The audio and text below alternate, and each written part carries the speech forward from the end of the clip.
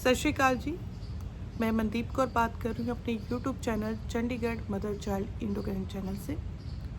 आज जो मैं बात करने लगी हूँ वो केयर गिवर की फ़ाइल्स के बारे में बात करने लगी हूँ। केयर गिवर की फ़ाइल्स में जो रिसेंटली अपडेट है हम उसके बारे में बात करेंगे, क्योंकि एक दो बच्चों का मुझे कॉल आया, उन्होंने मुझे बताया, तो मैं वो आपके साथ शेयर करूँगी कि ये क्या प्रॉब्लम वो फेस कर रहे हैं।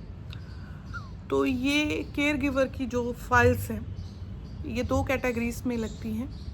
एक लगती है चाइल्ड केयर में और एक लगती है होम सपोर्ट वर्कर में। तो ये दोनों कैटेगरी की जो फाइल्स हैं, कुछ बच्चों की 1 साल हो गया, किसी की 2 साल हो गए, किसी की 1.5 साल हो गया। अब जब रिसेंटली उनकी फ़ाइल्स का काफ़ी इन्फॉर्मेशन जो है, काफ़ी उन्होंने स्टेप क्लियर कर लिए हैं, तो कनाडा गवर्नमेंट की तरफ से उन्हें एक लेटर आता है कि जो आपका एम्प्लॉयर है वो कैसे आपने ये ढूंढा एम्प्लॉयर, और ये आप कैसे आपके कांटेक्ट में आया, और जो आपका एम्प्लॉयर आपको जो सैलरी दे रहा है, अगर हम उसकी जो वो देखें इनकम, उससे ज़्यादा आपको सैलरी क्यों दे रहा है, वाई, ये क्यों सैलरी दे रहा है आपको। तो इतने टाइम में वो जो अब ये 1-2 साल से फाइल लगी हुई है, तो वो कैसे जो है सरवाइव हो रहा है विदाउट नैनी। ऐसे कुछ क्वेश्चन जो कनाडा गवर्नमेंट जिन बच्चों की फ़ाइल लगी हुई है केयर गिवर्स में, दोनों कैटेगरी में, उनसे पूछ रही है। तो सबसे पहले तो है कि कुछ बच्चों ने तो जो एम्प्लॉयर है अपने रिलेटिव ले रखे हैं से जॉब ऑफ़र ली, कुछ ने हायर करे हैं, उनको इमिग्रेशन कंसल्टेंट ने प्रोवाइड्स कराए।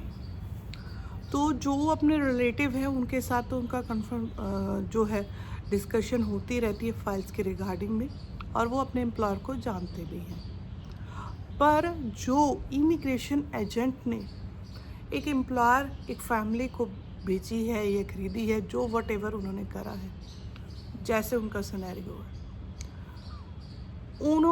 उनका आपस में इंट्रोडक्शन ही नहीं हुआ एम्प्लॉयर और वर्कर का, नैनी का। तो नैनी को भी नहीं पता कि भाई वो मेरे को कितनी पे देगा और उसकी सैलरी क्या है, उसकी इनकम क्या है, ये चीज़ नैनी को भी नहीं पता। उससे क्या है, कॉन्ट्राडिक्शन क्रिएट हो जाता है।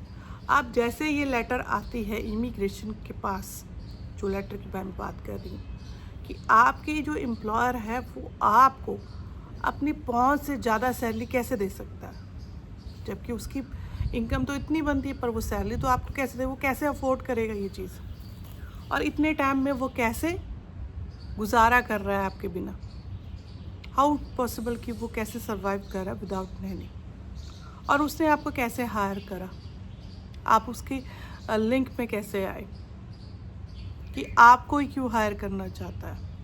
तो ऐसी अगर लेटर आ रही हैं तो ये एम्प्लॉयर जो है कनाडा इमिग्रेशन को जवाब देगा और जस्टिफिकेशन पूरी क्लियर करेगा।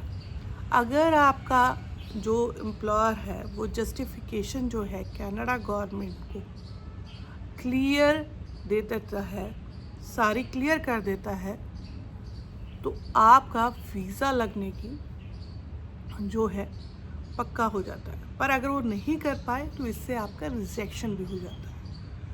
कुछ तो वो नैनी को जानते नहीं, कुछ जानते हैं, नैनी भी उनको जानती है।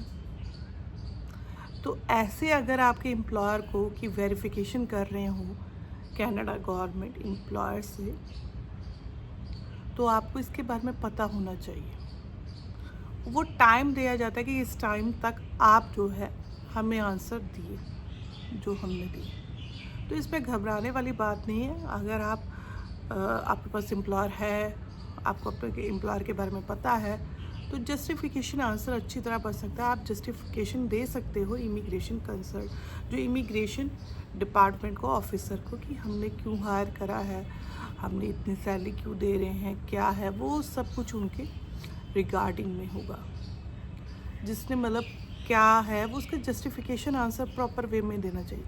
अगर आंसर कुछ गलत दोगे तो उस करके आपकी फ़ाइल रिजेक्ट भी हो सकती है। और सबसे पहले मैं आप सभी को ये कहूँगी कि आपने कहीं से भी एम्प्लॉयर कैसे भी लिया, अपने एम्प्लॉयर के बारे में आप सब कुछ जानते हो, क्या उसकी सैलरी है, क्या वो आपको दे रहा है, ये सब आपको पता होना चाहिए। अगर ये चीज़ें आपको नहीं पता हैं तो आपको प्रॉब्लम फेस करनी पड़ती है। मैं इस करके ये वीडियो बना रही हूँ कि काफ़ी लोगों को हेल्प मिल सके। तो मेरी कोशिश है कि ये आपको अवेयरनेस मिल सके, आपको अपने एम्प्लॉयर के बारे में सारा कुछ पता हो। अगर नहीं भी पता तो पता करिए। आपका रिलेटिव है तो अच्छी बात है, उसके साथ इंट्रोडक्शन करिए। इंट्रोडक्शन होनी चाहिए एम्प्लॉयर और वर्कर की। अगर आपने किसी से हायर करा है, किसी से लिया है, कैसे भी अपनी जॉब ऑफ़र ली है, तो फिर भी आपको कन्वर्सेशन एम्प्लॉयर और वर्कर की होनी चाहिए। अगर वो होएगी नहीं, उसको आपके बारे में पता नहीं, आपको उसके बारे में नहीं पता, तो वो गलत बात है। वो आपको पता होना चाहिए। तो ये आज की वीडियो थी। अगर आपको अच्छी लगी हो तो चैनल को लाइक ज़रूर करिए और सब्सक्राइब ज़रूर करिए। Thank you so much.